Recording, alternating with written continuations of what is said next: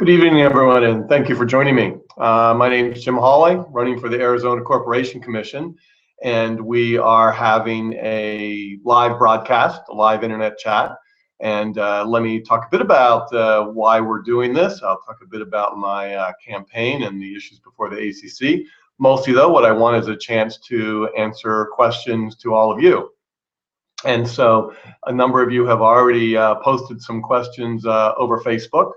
So I have gotten those already, and I'm also, you have the chance here to click on the chat function within YouTube and enter questions into the chat. And if you can, please just indicate your name and where you're from, and so I'll load those up as well.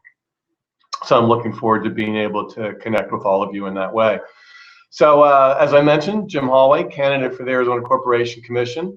And so we've just initiated this whole series of town hall broadcasts. And we are doing this as a way to reach out to all of you, because I believe campaigns need to be about connecting with voters. Campaigns need to be about talking about the substantive issues that are before us. And this is a way to get directly out to you to do that, to meet with you through the internet, so to speak.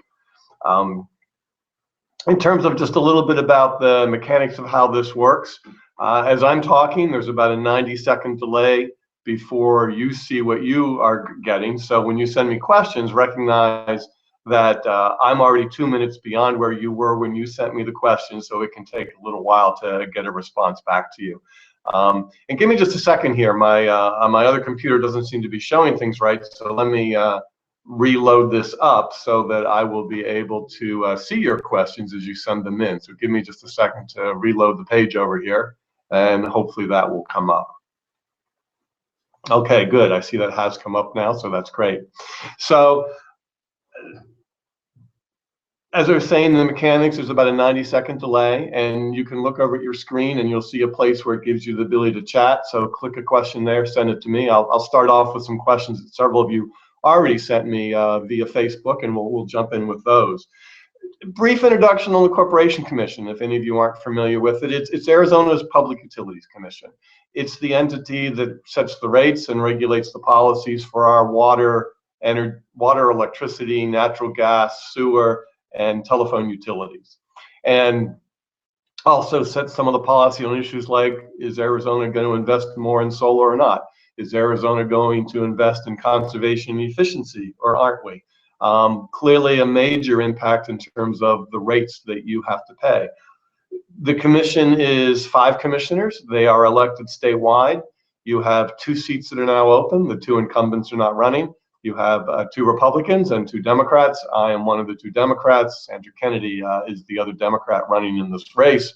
And I'm running to represent all of Arizona, because I believe that we need to have diversity on this commission. We need to debate the key issues, and we need to be listening to you, the ratepayers. The reason we established a commission was because we created monopoly utilities to serve our water, to serve our power, to serve our other utilities. And therefore, the job of the commission is to represent you, the ratepayer of Arizona, to make sure your voice is heard, to make sure that your interests are covered. And so I am running to do that, and I am running to represent all of our state of Arizona.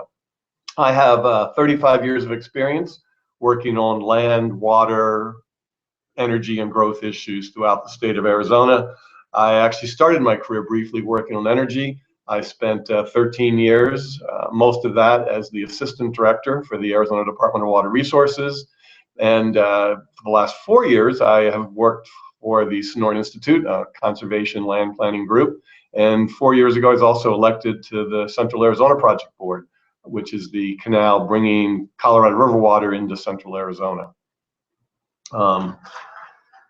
For me, my reasons for running, the first one is these are issues that I've spent my career working on. They're issues I have a passion for. They're issues on which I believe I have much that I can contribute to helping Arizona ensure that we have long-term reliable water and power for the state. I'm also running because I think, like many of you I've heard from as I've traveled the state, I'm disturbed by the divisiveness of politics in Arizona. What we need to be able to do is we need to be able to respect our diversity. We need to be able to come together. We need to be able to work across all of our interest and political divides and determine what's in the best interest of the future of our state. I don't see that happening enough. I believe if more folks who are pragmatic, practical folks just want to help us come together, like myself, come in and get involved, that we can make this state a better place, and that's what we need to do. And I'm hearing this from many of you as I travel the state. Unfortunately, I'm finding that some of the other candidates aren't even willing to come out and meet with the voters. And so to me, this is the most enjoyable part of the campaign, is talking to you, hearing about your issues. And one thing that I will assure you is, as your commissioner, I will continue to listen to you. I will continue to travel the state. I will continue to take the openness that's part of my campaign and bring it out there. So just as we're about to dive in here, our subject today is talking about issues related to private water companies. As I've mentioned a few times, you can post questions here in chat, and as they come up, I'll respond to those. There also have been 3 or 4 questions that have already been entered in over Facebook. So if you go to my Facebook, Holway for Arizona, you will see 2 or 3 or 4 posts down, you will see a post about this conversation. So we will keep that open. Go there and let's keep this conversation going. Have a conversation with each other as I'm able to. I will log on there and give my responses as well. And we'll, like I say, keep the dialogue going. Let me start off with one of the questions I'd received, and this is one I often get. As I've traveled the state, really the big issue has been solar, and what are we doing about solar? So often the question I will then get is, well, what does the Corporation Commission have to do with water in Arizona? So the Corporation Commission regulates, again, it regulates the private utilities. So many of you in Arizona get your water from a city or town, but about 10 to 15% of Arizona get their water from a private water company. This tends to be many of the retirement communities in Arizona. It's many of the communities that are on the edges of the urban area and in rural areas. We also have some towns within the middle of the urban area that get their water from private water companies, such as Paradise Valley in Arizona, in the Phoenix metro area. But again, 10 or 15% of the state gets their water from private water companies. And so they come to the commission and they come in whenever they want a rate increase, and the commission has them open up their books, and we look at all that and determine what the rates ought to be. So that's the issue that's going to have the most impact on you. And as I've traveled the state, that's clearly the issue that concerns many of you the most, in terms of the rates you're paying for water or wastewater, and your sense that they are going up very rapidly. So that's a very important role for the commission. Some of the other roles, though, are all water utilities in Arizona, be they public or private. They have to do a conservation plan. They have to do a drought plan, and they have to do a water availability plan. You know, as is obvious to all of us, we're 15 years now into a drought. Now, we've just had a couple of very wet months for our monsoon season. Does that mean our drought's over? Perhaps. That would be very good if it was. But 15, 20, 30-year droughts, and then followed by 15, 20-year wet cycles, are very common in the Southwest. So we may only be half or third the way through a much longer drought. We don't know, but we have to be prepared for that. If we're not having it now, we could have it in the future. So it's very important that these drought and conservation and water adequacy plans are well done. They're done for the State Department of Water Resources, where I used to be the assistant director, but the commission can ensure that the private utilities are doing a good job. They can ensure they have the resources to do this. Some of our water companies, frankly, don't have the resources to do a good job. We can help build coalitions and bring them together. We can help bring together technical assistance groups and organizations together with some of our smaller utilities to make sure we're doing a good job. These are critical things for us to be looking at. And then the commission needs to make sure that if a private water company is going to do a line extension agreement, we need to make sure they have the water supply available before they do that. That's another function of the commission related to water adequacy. Another key concern, and I assume we'll get some questions on this, is the whole question of system viability. Some of our water companies are large multinational firms with a major presence in Arizona. Others are just a few local divisions here. Sometimes it's a mom and pop company. Perhaps granddad started the company, and now the granddaughter or grandson who's inherited it perhaps doesn't even want to stay in the business any longer. So we have a number of smaller systems that are struggling to be viable. They're struggling to make the investments they need to.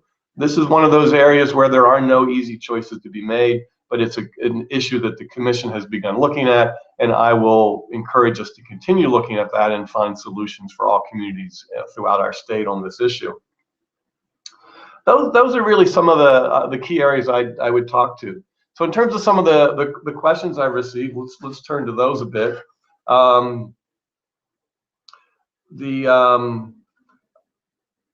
had a couple of questions that relate to really this issue of a private water company. So both, so Karen in the Santan Valley asked about, do we need to have private companies holding water? Are there concerns with that? And she also raised some issues about multinational corporations and concerns related to that. And then Rich in Fountain Hills also submitted a question earlier today, and he was asking, why do we have to have our water from a private water company? So let me talk about this whole issue for a minute. As I mentioned, most of Arizonans receive their water from their city or town, but we do have quite a few private water companies. In some cases, the city or town did not want to provide this service. In other cases, there was no city or town. We were out in a rural county area with a new community being started, in which case often the developer themselves starts the water company. Usually somewhere along the way, as the community evolves, if they wish to, they do have options where they could purchase the company, either just a voluntary buyer and seller, or there are cases where the town can go to court and basically they have to pay a fair price, but they could take over the water company. We do see those efforts be thought about occasionally. Personally, I believe there is a role for private water companies together with cities and towns in providing this service. Because in a number of cases, the local city or town doesn't want to provide this service. We have many areas of Arizona where they believe they want to minimize the role of government. Well, having a private water company is one way to do that.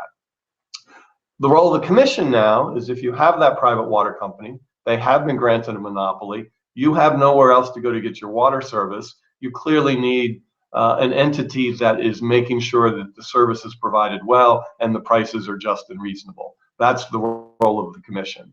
In terms of some of the towns that would like to take over their water company, that's clearly a conversation you can have. Many communities in Arizona have had that conversation. And some of them have taken steps to do so. So that would be something you need to take up with local elected officials and see whether there's the political will and whether there's the financial capacity to do this.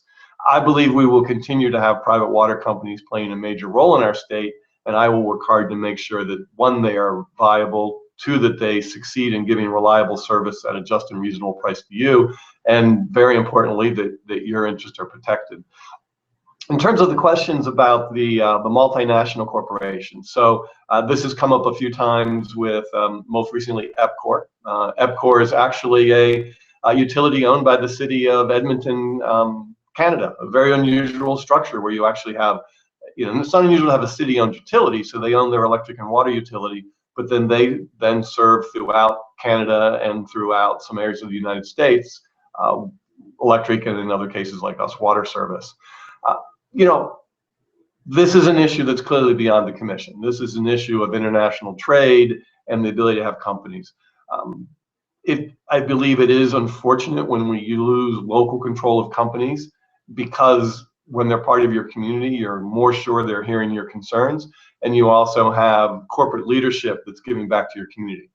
Having said that, I believe many of the multinational corporations that own electric utilities, Tucson Electric Power was just sold to a Canadian company, or water companies in Arizona, in general have a pretty good reputation for having strong local leadership that can make the decisions that need to be made and represent them. So again, the job of the commission is to work with them.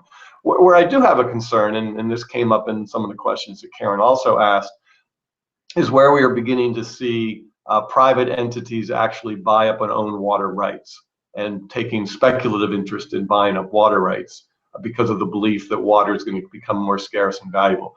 Frankly, this does concern me some. It's going to continue to happen, and we just need to be careful in making sure the interests of Arizonans are protected as that occurs. So again, I've got a few more questions that came in from Facebook I'll read, but we've got a number of viewers out there, so I encourage you to go ahead into the chat function and add another discussion point that you would like us to cover.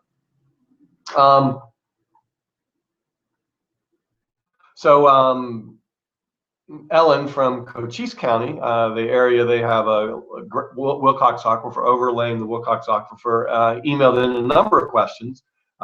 She lives in the area of the Dragoon Water Company, and they have had some fairly significant rate increases recently. And then Ellen had a couple of questions related to that. One of them is, what can the Arizona Corporation what can the Arizona Corporation Commission do related to large agricultural uses of water? So if you've got an aquifer with limited resources and a lot of water used by agriculture, that can lead to concerns about overdrafting of the aquifer and drawdown. And Ellen, really the short question there is that is an area where the Arizona Corporation Commission does not have any role. The relevant agency there is the Arizona Department of Water Resources, and that's where an entity goes to get a well permit. A couple of authorities you might pay attention to there. If it happens to be a new well being permitted, then there is a review to look at what the impact of that well will be on surrounding areas. Unfortunately, in much of rural Arizona, there are no regulatory requirements there. If you happen to be within an active management area, which the Wilcox Aquifer is not, there are some restrictions on how much impact that new well can have. But if you're outside the active management areas, there isn't. Now, this is an area that some parts of the state have been looking at, thinking, do we want more controls here? And so that's a conversation you would need to have with your local officials as well as your state legislator and the Department of Water Resources. But agriculture uses is one that the commission does not have authority over. The other, maybe it was more of an encouragement you gave, and I appreciate your encouragement, I agree with it, is what you've said is it sounds often in your area like everyone says there's just nothing we can do about this issue. In part, they give you some of the same answer I do. I guess that you're not in an active management area, and by and large, most of the rural areas of Arizona have not shown an interest in being in one. So those tools may not be there for you. But there are tools that can be put in place short of that. But anyway, your basic encouragement is that you would hope to see the Corporation Commission working with the Department of Environmental Quality, who oversees the water quality issues, the Department of Water Resources, which oversees water quantity, some of the federal agencies that are involved, as well as your local county supervisors. I completely concur. I believe what we really need to be doing is building partnerships. One of the roles I look forward to being able to do on your behalf as a commissioner is being one of the senior state officials that can bring people together and make sure we are seriously looking at the water issues we face in Arizona. So I thank you for that question, and I commit to you that I will take that seriously. I'll be listening to concerns and always trying to build as big a coalition as we can to look at those. Some of the other questions that we had come in, we had a candidates debate in the Sun Cities area a few weeks ago, sponsored by the AARP. Unfortunately, we only had half the candidates show up for that, but real good discussion. One of the big issues that is going on in the Sun Cities and other West Valley communities, so a number of communities that are served by EPCOR. They used to be separate companies in many cases, but EPCOR came in a few years ago and bought these up. And so we've got 5 particular communities that each have separate wastewater divisions. So Sun City West, Anthem, Agua Fria, Verado, and Mojave. So one more western part of Arizona. So the concern here is there are very different wastewater rates in these communities, and this is not unusual. Older communities, so in this case Sun City, an older community, it was built, in the 60s and 70s primarily. So their water system was paid off a long time ago, and in most cases the water system in some of these communities was also, it wasn't all in the rate. Some of the costs were embedded by the developer into the cost of the houses. So you have a system with a fairly low cost, and Sun City has some of the lowest rates in the country, certainly, and in Arizona as well. And then at the other end of that, you go to a community like Verado, built very recently. All of the cost of that infrastructure embedded within their rates, and they're paying rates, in some cases, 10 times what they're paying in Sun City. And so the issue has been raised of, why do we have these separate small systems? Perhaps we should consolidate them. As you might expect, this is highly controversial. Probably a qualification I should put in here is, in terms of how I want to respond to these questions, is I want to share with you a bit of information so other listeners know what we're talking about, and happy to share how I look at them in my perspective. What I cannot do is tell you as a commissioner what decision I would make or how I would rule. There's really a couple key reasons for that. One is, though I've been listening to you and educating myself, don't yet have access to all the information that I would as a commissioner. But secondly, and maybe more importantly, commissioners on these kind of issues sit in a quasi-judicial role. So in the same sense that a judge can't go out and talk publicly about how they would rule on the decision, a commissioner cannot as well. So if I were today to tell you, here is what I would rule. Then when that decision became for the commission, I would be challenged and would have to recuse myself and not be part of the decision making, because I would be determined to have already made a decision. So for that reason, we have to be a little careful about how far we go in our conversation. But what I want to say with you about this particular issue in the West Valley is that it is important that all the citizens be represented. My first approach would be to come to the 5 communities, or again, if it's an open case, I can't come, but ask staff to come and facilitate a conversation. So before you're all coming to the commission to argue what really is a group of winners and a group of losers, I would like to see what the options are to find solutions that work for everyone. So for example, in the case of Sun City, you by far have the lowest rates, and you've already paid many of those costs. And it was in your housing values. That needs to be respected. That's got to be part of the conversation. You also have the older system, and it won't be long before you're going to have significant cost to replace it, and some level of consolidation may help with that. In some of the newer communities, they're looking for consolidation to bring down what are very high rates. If we're going to do this, we need to do this in a way that is fair to everyone. And I believe, as opposed to a sort of these individuals win and those communities lose situation where we either put everyone together or we don't, I believe if we are thoughtful, if we look at longer term transitions, we can find ways to do this where it's fair to everybody and we can get agreement. So that would be the first effort I would try to make happen. And the challenge here is to continue to listen to everybody. So that's one of the tough issues that's going to be out there. This issue may get decided by the current commission, or it may get pushed off and decided after the election. And I would be very appreciative to be there and make sure I'm hearing your interest if that occurs. Another issue that's been brought up, had a couple conversations recently with individuals from Fountain Hills.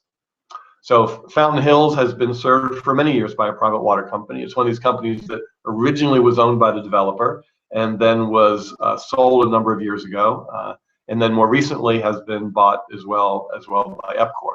So there was a recent rate case in Sun City, and this concerns me. This is an example we're seeing a couple times recently where we have a staff recommendation. So the staff recommendation was for a certain level of rate increase to deal with the increasing cost of maintaining the system.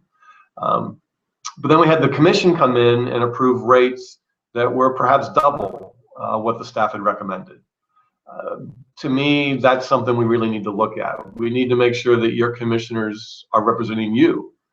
We need our water systems to be viable, but we need to make sure that they're not being given more incentives than they need. So to me, it does cause concerns when I see a pattern beginning to evolve of a commission that is regularly giving rates higher than what their own staff and their own hearing offices are recommending. And we have seen this recently. And I think that's one of the reasons I think you need to make some changes on your commission. The other issue that has come up, and I would expect there would be some questions on this one, that has come up both in the Fountain Hills area and several other rate cases around the state, is an issue called System Improvement Benefits, or SIB.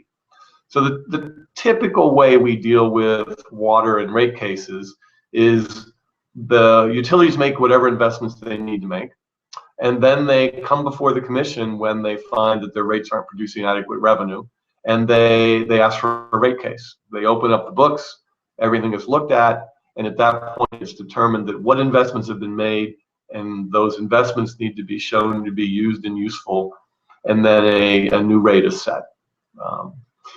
What the System Improvement Benefit, or SIB, does, and we've seen other adjustment mechanisms like this, is it says we don't need to wait for a rate case to determine this all. That there are certain improvements like fixing leaks, replacing mains, replacing water meters. There's a list of 5 or 6 different investments that could be made that are system maintenance, that instead of waiting for the rate case, having to pay the interest and holding cost, which will increase the cost of the company and therefore to the ratepayer, we should be able to fund these as they go without having to come back and do a rate case. So that's an issue that's been challenged for 2 reasons. One, it's been challenged as to, does the Arizona Corporation Commission have the constitutional authority to do this, or are they required to do all these kind of increases within the context of a rate case? So there is a lawsuit that is going on that we'll deal with and hopefully resolve that issue. The second concern, and I think one of the reasons that this was challenged, is we had a situation where the staff, and again, a hearing officer, had recommended that, well, this company has a number of investments they need to make. Let's give them a little bit higher rate of return so that they have the capital to make the investments in improving the system. The case went before the commission, and the commission thought, well, sure, we'll give them the higher rate of return, but let's also give them the system improvement benefit adjustment as well. So what you wound up was a situation where essentially some people would argue the company was being allowed to recover twice for the costs they were bearing. This is certainly an issue that I think needs more careful scrutiny. And that has occurred, like I say, in a couple of recent cases. The other conversations I had most recently, I was invited up to Payson to talk to the Payson Tea Party, and primarily because of concerns that they had with the Payson Water Company. Let me be clear, this isn't the town of Payson, but there's a private company, Payson Water Company, that serves the outskirts of Payson. And the concerns there again were they were seeing some fairly high rate increases, a particular area within the system that had recently made connections to the city to get access to additional water supplies, and concerns that was it really established well enough that that connection was needed. And also some concerns that there may have been inappropriate charges for water hauling. So these are some of the kind of concerns I've been hearing as I've been traveling the state, and my focus is going to be to continue to listen to you, to make sure that your interests are represented, and to be a commissioner that as we make that balance between keeping your rates as low as we can keep them, while also keeping an eye on that we need to make sure we have a reliable water supply, and we need to protect it for the future. And we need, whether it's a city utility or a private water company, we do need them to do well. We need them to be able to attract investment. And that's the balancing act. The balancing act for a commissioner is making sure we maintain viable systems, but keeping your rates as low as possible. Making sure that the utilities have what they need, but making sure that they're well managed and their expenses are wise and prudent, and they are not wasting money and then coming back to you to have that covered. So those are some of the kind of concerns that I've been hearing as I travel the state. Some of the kind of questions that I had received over the Facebook site that we put up over the last day. I appreciate all of you listening in, and we have a few more conversations coming up. Tomorrow we will do another one of these conversations live over the internet, again at 7 o'clock, and the subject tomorrow will be open. So any topic that somebody wants to bring up, we're happy to discuss it. And then we're going to try something a little bit interesting on Wednesday. So Wednesday, what we're going to do is we're basically going to do a series of conversations throughout the day. We're going to basically, at the top of every hour, I'll turn on the system and we'll talk for 10 or 15 minutes. So I encourage you to go to my Facebook site, go to the YouTube site like you're at now, where these are posted, and go ahead again to that chat function and post up some questions that I'll be happy to address. The other thing we'll be doing on Wednesday is we're bringing in some guests. So for instance, we'll have the Superintendent of Public Instruction candidate with us at 1 o'clock on Wednesday. And I believe one of the topics that we will be able to talk about is, one, what can we do to drive innovation, and whether that's innovation in the education system or technology for water and power. The other conversation I'm looking forward to having is, what do we do in terms of educating our youth to make sure that they have the tools they need to engage in politics? As I said, I started off, I'm very concerned by the divisiveness in our politics, and I'm concerned by the really, frankly, small number of our citizens who weigh in and engage and play the role they can play. I believe there's much our schools can do to help encourage that. So that's something we can talk about. At noon, Terry Goddard will join me. He just released today a proposal for what he believes would be some legislative solutions to dealing with dark money. Secret funding has been a major issue in this campaign, with $3 million being brought in on behalf of my opponents. And the assumption is that money is primarily coming from Arizona Public Service, either confirmed or denied, but that seems to be the common assumption. So we'll talk a bit about that. And we're inviting some other guests from hopefully from both parties and nonpartisan experts on utility policy to join us. And if you've got some ideas on folks you'd like to see join us for that, let us know. And as I said, send us questions. And again, I thank you very much for joining us. Please check out my website, Holway2014.com. Please join the conversation we have going on at Holway for Arizona Facebook page. Like my page, and please, the thing you can do the most to help in this campaign is let all your friends and associates and folks part of your network know that this is an important race. That it'd be great if they would vote for it and educate themselves a bit about the issues. If you're comfortable enough with me to endorse me and let your friends know, to let their friends know that you got a candidate out there working really hard to connect with Arizonans and represent you, I'd appreciate that support. So again, thank you very much, and have a good evening.